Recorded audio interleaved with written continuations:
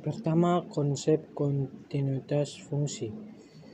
Kekontinuan fungsi dalam bahasa yang biasa, kata kontinu digunakan untuk memberikan suatu proses yang berkelanjutan tanpa perubahan yang mendadak. Gagasan ini adalah yang berkenaan dengan fungsi yang sekarang ingin dibuat secara persis. Yang berikut kontinuitas di suatu titik. Di sini dikatakan bahwa limit fx sama dengan fc x untuk c. Dengan definisi ini kita bermaksud mengisyaratkan tiga hal. Yang pertama, limit fx ada x untuk c, dan kedua fc ada, yakni c berada di dalam daerah asal f. Yang ketiga, limit fx sama dengan fc x untuk c.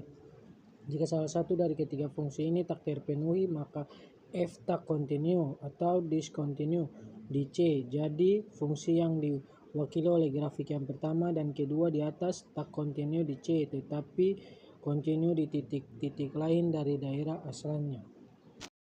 Yang berikut kontinuitas kiri dan kanan. Fungsi fx disebut kontinu kiri di x sama dengan a jika limit fx sama dengan fa x untuk a. Fungsi fx disebut kontinu kanan di x sama dengan a jika limit fx sama dengan fa x untuk a. Fungsi fx kontinu di x sama dengan a jika kontinu kiri dan kontinu kanan di x sama dengan a. Contoh, tentukan konstanta a agar fungsi fx sama dengan x tambah a x kurang dari 2 atau ax pangkat 2 kurang 1 x lebih dari sama dengan 2 kontinu di x sama dengan 2. Jawaban, agar fx kontinu di x sama dengan 2 haruslah f kontinu kiri di x sama dengan 2. Limit fx sama dengan f2 untuk x untuk 2. Limit fx sama dengan limit x tambah 2 sama dengan 2 tambah a. Ya, yang kemudian f2 sama dengan a2 pangkat 2 kurang 1 sama dengan 4a kurang 1. Nah, di sini tadi yang pakai dua fungsi yang ada. Kemudian 2 tambah a sama dengan 4a kurang 1. Min 3 sama dengan min 3, a sama dengan 1. Itu untuk kontinu kiri. Sedangkan kontinu kanan, limit fx sama dengan f2 sama saja kayak di atas. Kemudian dapatnya limit fx sama dengan limit x pangkat 2 kurang 1 sama dengan 4a kurang 1. Di sini selalu dipenuhi. Yang berikut kontinu pada interval. Fungsi fx dikatakan kontinu pada interval terbuka a, b. Bila fx kontinu pada setiap titik di dalam interval tersebut.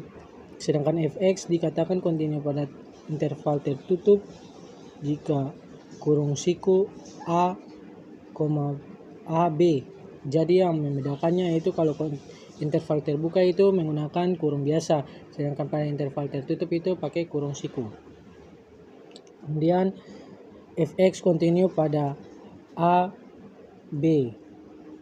Yang kedua, fx kontinu kanan di x sama dengan a. Fx di kontinu kiri x sama dengan b. Bila fx kontinu untuk setiap nilai x elemen R, maka dikatakan fx kontinu atau di mana-mana. Yang terakhir, sifat-sifat fungsi kontinu.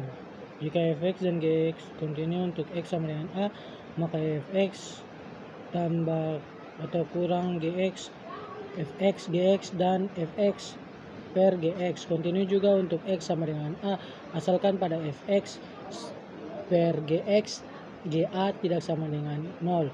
Jika fx kontinu pada interval a kurang dari sama dengan x kurang dari sama dengan b, dan jika fa tidak sama dengan fb, maka untuk tiap bilangan c antara fa dan fb terdapat paling sedikit satu nilai x. Misalnya x sama dengan x0, di mana x0 sama dengan c.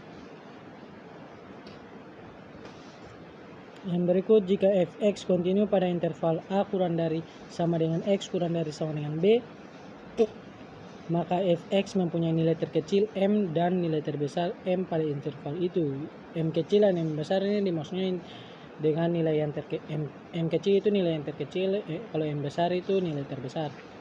Yang berikut, jika fx kontinu pada interval a kurang dari sama dengan x kurang dari sama dengan b, jika c adalah setiap bilangan antara a dan b, dan jika fc lebih besar 0 maka ada suatu bilangan. Nah, simbol ini adalah suatu bilangan dari bahasa Yunani yang berarti lambda. Itu biasanya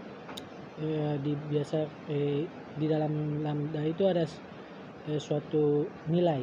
Jadi lambda lebih besar 0 sedemikian rupa sehingga jika c kurang dari lambda kurang dari x kurang dari c tambah lambda maka fx lebih dari 0. Ini adalah referensi dari saya. Sekian dan terima kasih.